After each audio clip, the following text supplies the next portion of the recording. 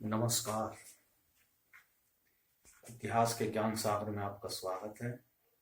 भारत की सांस्कृतिक जड़ें हमारा विषय चला हुआ था और मैंने कहा था कि इस विषय में जो मैंने बताया था इनके प्रश्नों के उत्तर जो बनते हैं मैं दूंगा। तो पहला प्रश्न जो बनता है वो ये है कि वेद क्या है, इनका संदेश क्या है। ये बहुत ही इम्पोर्टेंट प्रश्न है। आईएएस लेवल तक के में ये विषय पूछा जाता है। भारत की संस्कृति की ये मूल है, विरासत है। तो अब देखते हैं कि वेद क्या है। वेद विद धातु से बना है जिसका मतलब होता है ज्ञान। अब ज्ञान एक विस्तृत विषय है,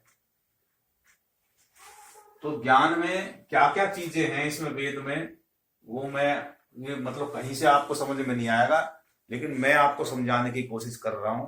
आप ध्यान से देखें। ज्ञान किस चीज का है? आध्यात्मिक ज्ञान,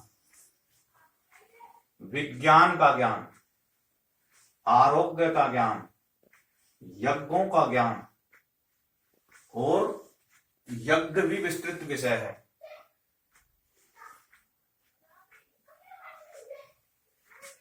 आध्यात्मिक ज्ञान में क्या आता है? आत्मा और परमात्मा का विषय। आत्मा क्या है और परमात्मा क्या है, यानी कि ये संसार क्या है, ये सारा कुछ अध्यात्म जगत में आ जाता है।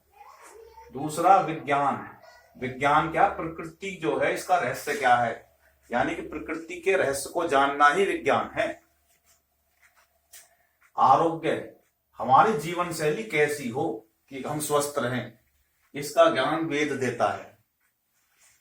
यज्ञ, यानी कि कोई भी कार्य करें, जो अनुष्ठान करें वो किस प्रकार से करें, उस हेतु क्या प्रार्थना है और क्या उसके नियम हैं, ये सब यज्ञों में आते हैं।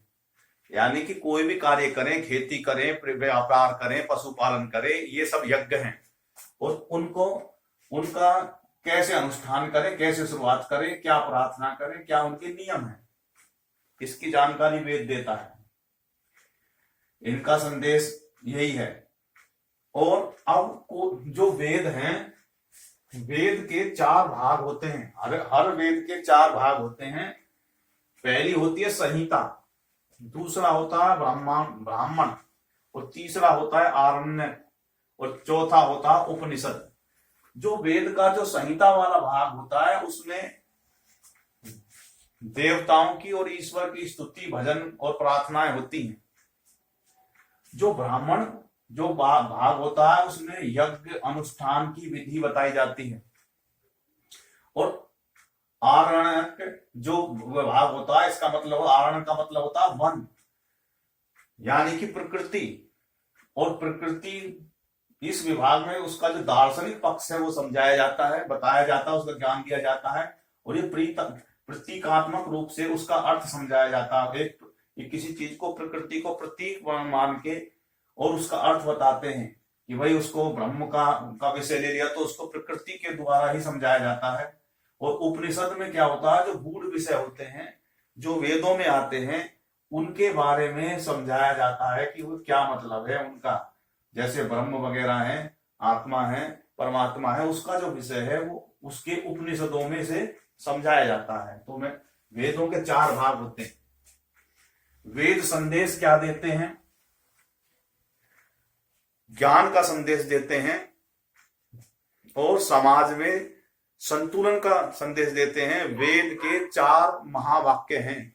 जो ये वेद है, 4 वेद हैं, इनके चारों के एक संपूर्णता से देखें तो एक एक महावाक्य हैं जो पूरे वेद को संपूर्ण करते हैं। तो पहला जो महावाक्य है वो है प्रज्ञानम ब्रह्म, यानी कि प्रज्ञा, चेतना ही ब्रह्म है, ज्ञान ही ब्रह्म है, यानी कि सत्य है वो। चेतना, शरीर की चेतना, किसी की भी चेतना, तो उन्होंने कहा है कि जो चेतना है यही ब्रह्म है। ये ऋग्वेद में बताया गया है।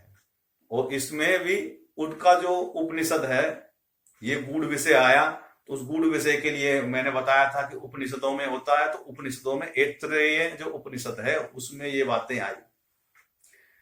दूसरा है बड़ा ही खतरनाक जो है ज्ञान है, ये खतरनाक इसलिए कह रहा हूं कि है तो सीधा लेकिन है टेढ़ा, अहंकार जनरेट कर देता है, रावण बना देता है अगर कोई इसको गलत दिशा में ले जाए तो वो है अहम ब्रह्मास्मि, मैं ही ब्रह्म हूं।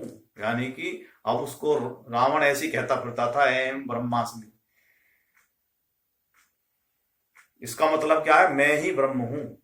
ये यजुर्वेद का है, ये जो महावाक्य यजुर्वेद से निकल के आया, और ये वृद्ध आरण्यक जो उपनिषद है उसमें है। तीसरा महावाक्य है तत्त्वमसि, इसका मतलब क्या है कि वह जो ब्रह्म है वह तू है, यानी कि हे ईश्वर, वो जो ब्रह्म अहम ब्रह्मास्मि जो बात आई वो तुम ही हो। और ये किस में आई, सामवेद में। फिर चौथा जो वेद है वो है अथर्ववेद, उसका जो महावाक्य है वो ये है अय्यात्मा ब्रह्म, यानी कि ये आत्मा ही ब्रह्म है। इस प्रकार से ये मंडूक्य उपनिषद में से निकल के आई। इसका मतलब क्या हुआ कि इन चार महावाक्यों से ही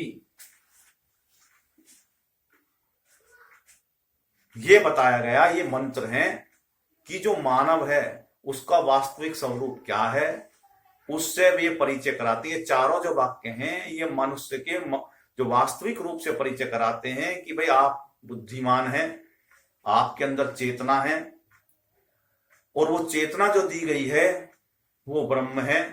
वही जो है, जैसे ये आपका शरीर है ऐसे ये पूरा संसार जो है ये भी एक शरीर है, और उसके अंदर जो ये चेतना है वो ब्रह्म है, ईश्वर है, वही ईश्वर है। और जो ये आपके शरीर के अंदर जो विराजमान है वो भी ईश्वर है का ही चेतना है, और जो वो चेतना है वही ब्रह्म है। फिर बताया गया है कि भाई आप ये मत गफलत में रहो कि आप ये जो शरीर है यही भगवान है, यही आप अपने आप को समझने लगो, इसके अंदर जो विराजमान है वो ब्रह्म है।